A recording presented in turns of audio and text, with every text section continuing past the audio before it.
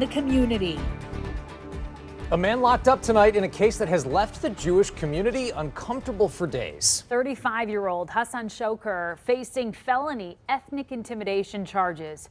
Authorities say he used racial and ethnic slurs toward families outside a temple and preschool in Bloomfield Township last week. 7 Action News reporter Sarah Grimmer sat down with senior rabbi at Temple Beth about the fear some families are feeling.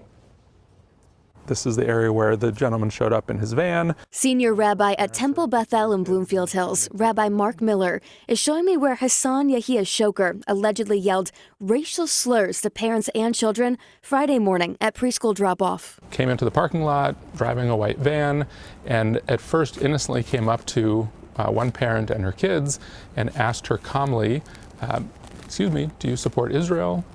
She thought it was someone she knew and sort of said yes and turned around to find this guy in her face from his van and then just started yelling at her and her 2 young kids. Rabbi Miller says Chokr was calling children between the ages of 2 and 5 and their parents the N-word, telling them that he would kill them. Threatening her, if you support Israel, I'm going to get you, you'll pay, that kind of thing. According to Rabbi Miller, Temple Beth created a security team 9 years ago because of all of the anti-Semitic threats that they receive.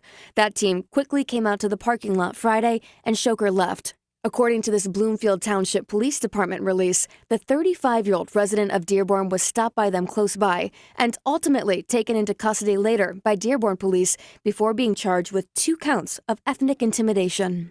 Even later on, parents are, driving the kids home and they see a white truck and kids are pointing at it. 3-year-old kids, is that man again? I spoke with a mom of a 3-year-old at Temple Beth who didn't want her name or face on camera out of fear of retaliation from, as she says, men like Chokr.